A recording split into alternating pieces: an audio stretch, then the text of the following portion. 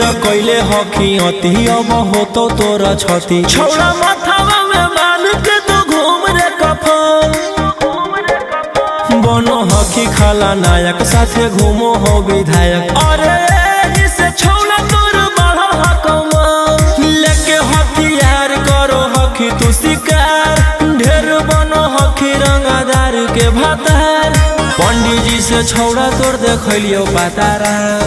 कुंडली में लिखल हो तोर जेल यातारा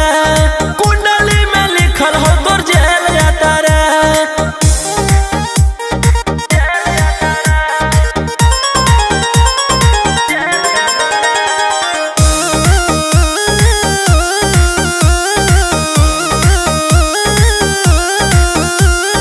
काफिला में घूमो हो तोर 20-20 गाड़ी बजाई के सभे होटर रे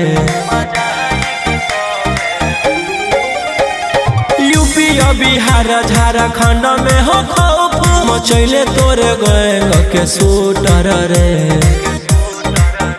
दागी पीतल के दाना छाती डैमेज करो ही सब जिला के थाना तू ही मैनेज करो ही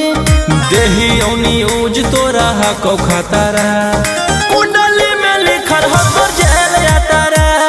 कुंडली में लिखल हो तोर जेल यातारा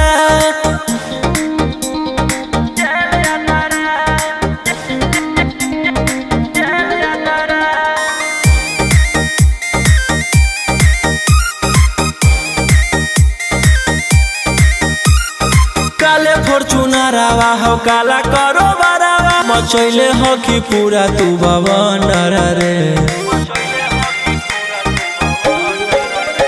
बिहार सरकार गड़ैले हको नजर फेल दे तो जल्दी अंदर रे